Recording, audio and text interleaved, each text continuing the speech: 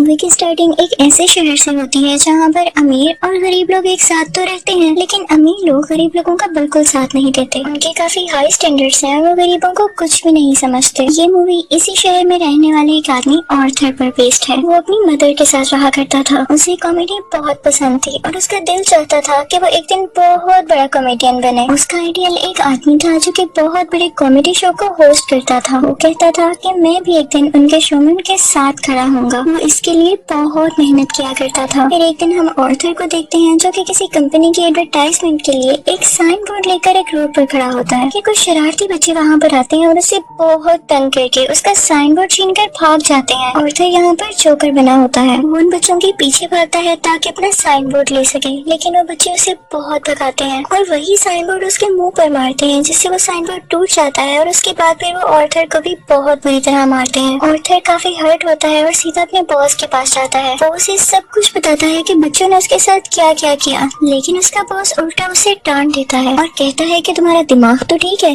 बच्चे ऐसी हरकत कैसे कर सकते हैं। बॉस उससे कहता है कि मैं तुम्हें तुम्हारी सैलरी भी नहीं दूंगा। आर्थर में कॉन्फिडेंस की बहुत कमी होती है, इसलिए वो यहाँ पर खुद के बारे में कुछ बोल ही नहीं पाता। वो वहाँ से काफी उदास होकर बाहर आ जाता है और सोचता है कि क्या मैं इतना बुरा हूँ कि कोई भी मेरी बात का यकीन ही नहीं करता। वो अपने घर आता है और डांस करने लगता है। यहाँ पे हम देखते हैं कि उसकी बॉडी काफी वीक होती है। अगले दिन आर्थर अपने कोलीग से मिलता है और उसे उन बच्चों के बारे में बताता है। उसका कोलीग उसे कहता है कि ये तो बहुत गलत हुआ, तुम्हें अपनी हिफाजत करनी चाहिए थी यार। और इसी के साथ वो उसे गन देता है और कहता है कि इसे अपने पास रख लो, ये मुश्किल वक्त में तुम्हारे काम आएगी। आर्थर ये लेने से इनकार करता है, लेकिन वो आदमी जबरदस्ती उसे गन दे देता है और फिर आर्थर अपने घर के लिए निकल पड़ता है। वो बस में होता है तो उसके सामने एक बच्चा भी बैठा होता है। वो उसे हंसाने की कोशिश करने लगता है और वो बच्चा जोर जोर से हंसने लगता है, जिस पर उस बच्चे की मदर को गुस्सा आ जाता है और वो आर्थर से कहती है कि हटो, परेशान मत करो हमें। लेकिन इस बात पर आर्थर हंसने लगता है। इनफैक्ट हमें बताया जाता है कि आर्थर का कोई सीरियस साइकोलॉजिकल इशू होता है और वो अपनी हंसी को कंट्रोल ही नहीं कर पाता। उसे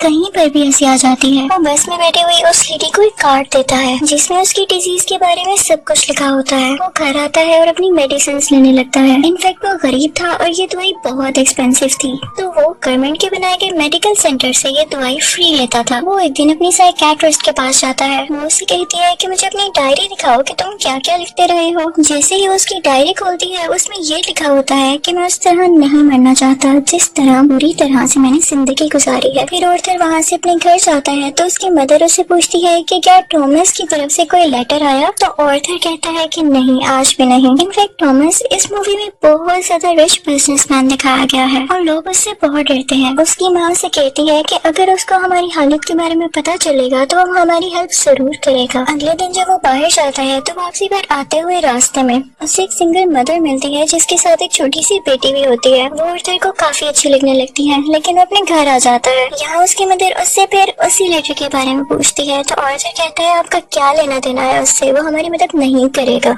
अगले दिन हम देखते हैं कि वो सिंगल लड़की आर्थर के घर पर आती है। वो उससे कहती है कि मैं कुछ टाइम से नोट कर रही हूँ कि तुम मेरा पीछा कर रहे हो, जिस पर आर्थर उसे कहता है कि हाँ, मुझे तुम अच्छी लगी हो। तो इस पर वो लड़की हंसने लगती है और जल्दी उन दोनों में दोस्ती हो जाती है। आर्थर को एक और जगह से जोकर की ऑफर आती है। वो एक चिल्ड्रन हॉस्पिटल होता है और जब आर्थर वहाँ पर जाकर डांस कर रहा होता है तो उसकी पॉकेट से वही गन बाहर आकर गिरती है। सब बच्चे डर जाते हैं और स्टाफ हैरान होता है कि इसके पास गन क्या कर रही है। ये बात फैलती है और उसे इस जॉब से भी निकाल दिया जाता है। वो अपने बॉस को कॉल करता है कि ये तो सिर्फ एक टॉय गन है, तो उसका बॉस उसे कहता है कि झूठ मत बोलो, मुझे तुम्हारे कलीग ने सब कुछ बता दिया है कि तुमने खुद उससे गन ली। यहाँ पर आर्थर का दिल दोबारा से बहुत दुखता है कि उसके कलीग ने तो उसे जबरदस्ती ये गन दी थी। फिर हम देखते हैं कि आर्थर ट्रेन में घर जा रहा होता है और वहाँ पर 3 बिजनेसमैन भी होते हैं जो कि थॉमस वेन के ही आदमी थे। वो ट्रेन में बैठी हुई एक लड़की को छेड़ रहे होते हैं।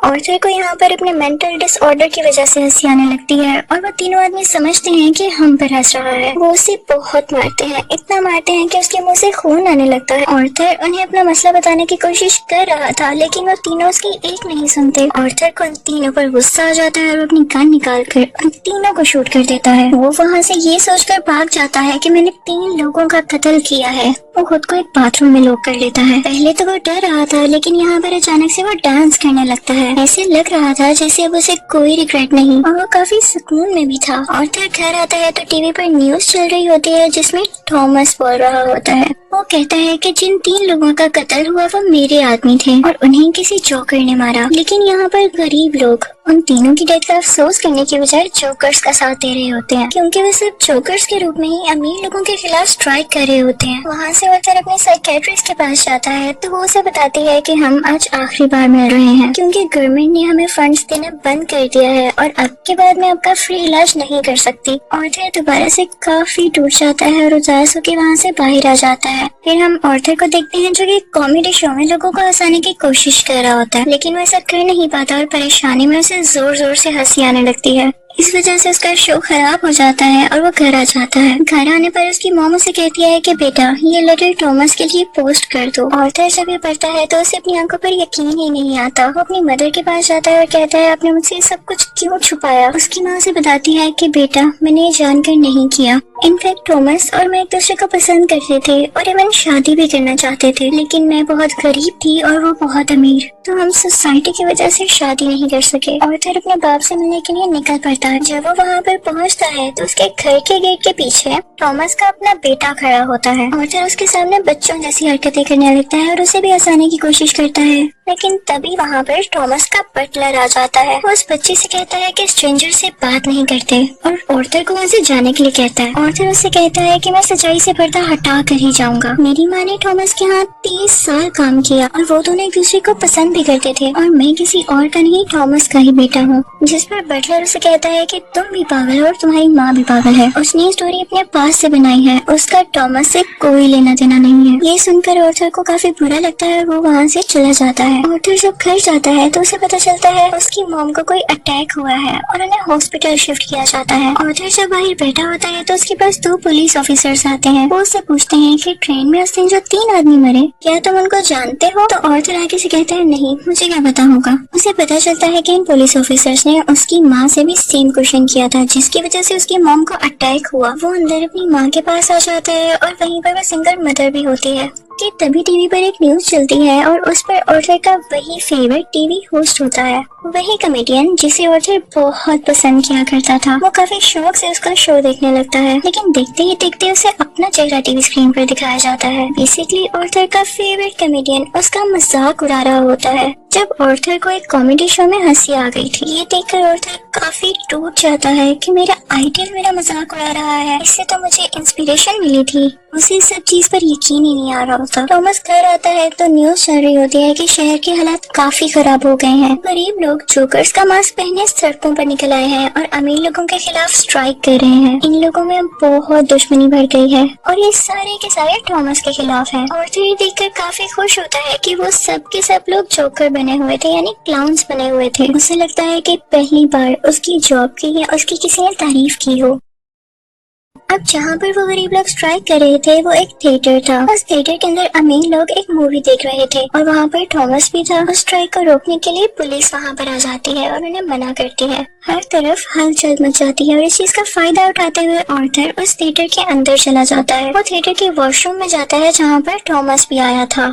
आर्थर उसके पास जाता है और पोलाइटली कहता है कि मैं आपका बेटा हूँ, मेरी माँ और आप एक साथ हुआ करते थे, याद करें। थॉमस उसे कहता है कि मैं इस नाम की किसी औरत को नहीं जानता और उसे जोरदार मुक्का मारता है, यानी पंच करता है, जिससे उसकी नाक से बहुत खून आने लगता है। आर्थर घर चला जाता है और कुछ टाइम बाद उसे पुलिस की कॉल आती है। वो इनफैक्ट आर्थर से भी इन्वेस्टिगेशन करना चाहते थे उस दिन के बारे में जब उन 3 आदमियों का कत्ल हुआ था। और तभी आर्थर को ये भी पता चलता है कि जो उसका फेवरेट कॉमेडियन था उसने आर्थर को अपने शो में बुलाया है। इनफैक्ट उसने आर्थर की जो क्लिप अपने शो में चलाई थी उसकी वजह से उसके शो की रेटिंग काफी बढ़ गई थी, क्योंकि लोगों ने उसको पसंद किया था। वो बहुत खुश हो जाता है और तैयार होकर वहाँ पर जाने के लिए निकल जाता है, लेकिन उसे याद आता है कि थॉमस के बटलर ने कहा था कि मेरी माँ पागल है। तो वो उस मेंटल हॉस्पिटल पर जाता है जहाँ पर उसकी माँ का कभी इलाज हुआ था। वो उन लोगों से अपनी माँ की फाइल मांगता है। वो वहाँ से वो फाइल चुरा कर भाग जाता है। उसमें लिखा हुआ था कि आर्थर की माँ का किसी और के साथ रिलेशन था। वो उसे बहुत ज्यादा फिजिकली अब्यूज किया करता था, मारा करता था। और इसी दौरान आर्थर के सर पर भी चोट आई थी, जिसकी वजह से वो आज इस डिसीज का शिकार है। वो वहाँ से सीधा अपनी दोस्त यानी उसी सिंगल मदर के पास जाता है, लेकिन हमें यहाँ पर पता चलता है कि वो तो थी ही नहीं। वो असल में सिर्फ और सिर्फ उसकी इमेजिनेशन में थी और उसको उसके विजन आया करते थे। आर्थर अपने माँ की चोट की वजह से काफी परेशान होता है। वो हॉस्पिटल जाता है और पिलो से अपनी माँ को मार देता है। घर आकर देखता है तो उसे एक पिक्चर मिलती है जिसके पीछे लिखा हुआ था कि मुझे तुम्हारी स्माइल बहुत पसंद है, जो कि थॉमस ने लिखा था और ये पिक्चर उसकी मदर की थी। यहाँ उसे एहसास होता है कि उसकी माँ झूठ नहीं बोल रही थी। वो अपना जोकर का मेकअप करने लगता है और यहाँ पर वो काफी दुखी होता है और उसे कुछ समझ नहीं आ रहा होता कि उसके आसपास क्या हो रहा है। तभी वहाँ पर उसका वही कोलीग आ जाता है और वो कहता है कि जो उस दिन ट्रेन में 3 कत्ल हुए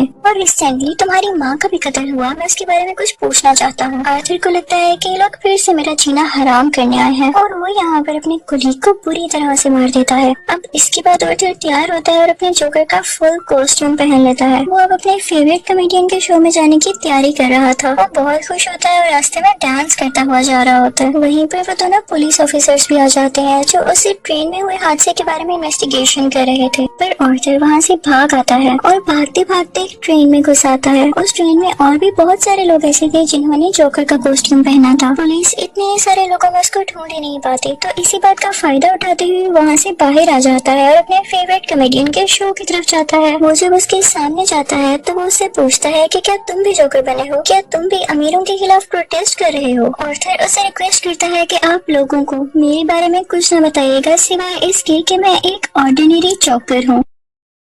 और फिर उनका लाइव शो स्टार्ट हो जाता है। ऑडियंस उन्हें देखकर काफी खुश होती है और इस चीज को काफी एडमायर कर रही होती है। वहाँ पर आर्थर का फेवरेट कॉमेडियन उसे क्वेश्चन करता है कि तुम यहाँ पर जोकर बन के क्यों आए हो। तो जोकर उसे कहता है कि मैं हमेशा खुश रहना चाहता था और मैं लोगों में भी खुशी बांटना चाहता था। लोगों ने मुझे इस गेटअप में पसंद किया तो मैंने सोचा क्यों ना मैं ऐसे ही आ जाऊँ। वो यहाँ पर एक बहुत ज्यादा सरप्राइजिंग बात भी करता है। वो इस लाइव शो में सबके सामने बता देता है कि उस दिन ट्रेन में जो 3 लोग मारे गए उनको मैंने ही मारा है। वो कहता है कि ये सब मैंने आपको इसलिए बताया कि अब तक कितने गरीब मरे, कितने ही ज्यादा अमीर लोगों ने गरीब लोगों को बेदर्दी से कत्ल किया, लेकिन आज तक किसी ने नोटिस किया, किसी ने भी अमीर लोगों के खिलाफ आवाज उठाई या उन गरीब लोगों को याद किया तो मुझे बताएं। और जब मैंने किसी अमीर आदमी को मार दिया तो लोग इतना शोर किस लिए मचा रहे हैं? क्या सब इंसान बराबर नहीं होते या अमीर लोगों में कोई और खास बात होती है? वो कहता है कि सोसाइटी बहुत खराब हो चुकी है, वो सिर्फ अपना फायदा सोचती है और अगर आज तुमने मुझे इस शो में बुलाया है तो ये तुम्हारी रहमदिली हरगिज नहीं है। तुम्हारे शो की रेटिंग मेरी वजह से बढ़ रही थी इसलिए तुमने ऐसा किया। लेकिन आर्थर का जो फेवरेट कॉमेडियन होता है वो कहता है ऐसी बात हरगिज नहीं है। आर्थर का गुस्सा आ जाता है कि तुम अभी भी झूठ बोल रहे हो और इसी के साथ अपनी गन बाहर निकालता है और उसे सबके सामने शूट कर देता है। लोग काफी घबरा जाते हैं और वहाँ से बाहर निकलने लगते हैं, लेकिन आर्थर को हम यहाँ पर काफी कॉन्फिडेंट देखते हैं। वो किसी से नहीं डरा होता। पुलिस इस बात पर जोकर यानी आर्थर को अरेस्ट कर लेती है और अपनी गाड़ी में बिठाकर उसे वहाँ से दूर ले जाने लगती है। लेकिन आर्थर रास्ते में देखता है कि उसके बहुत सारे सपोर्टर्स हैं जो उसे सपोर्ट कर रहे हैं। उनमें से कुछ लोग एक एम्बुलेंस में बैठते हैं और उसकी ज्यादा सारी स्पीड करके उस पुलिस कार के साथ टक्कर कर देते हैं, जिसकी वजह से वो पुलिस कार उल्ट जाती है और अब जोकर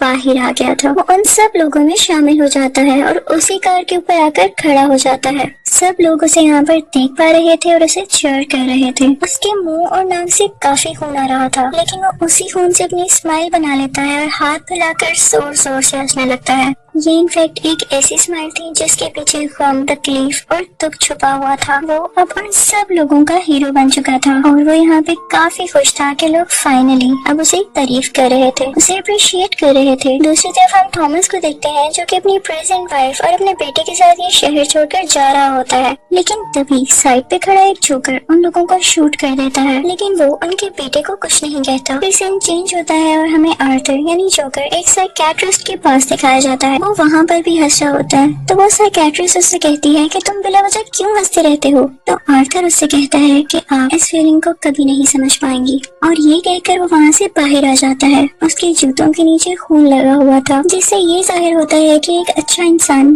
कैसे किसी कातिल में बदल गया। और इस मूवी से हमें ये लेसन भी मिलता है कि जब किसी के साथ बुरा किया जाए तो वो बुरा ना भी हो तो एक ना एक दिन बुरा बन ही जाता है। उसे इतनी अजियत दी गई, इतना टॉर्चर किया गया कि उसके अंदर से वो फीलिंग्स ही खत्म हो गई और अब वो अपनी लाइफ से बिल्कुल सेटिस्फाई था। और इसी के साथ ये मूवी भी एंड हो जाती है। आई होप आपको ये मूवी अच्छी लगी होगी। Thank you for watching.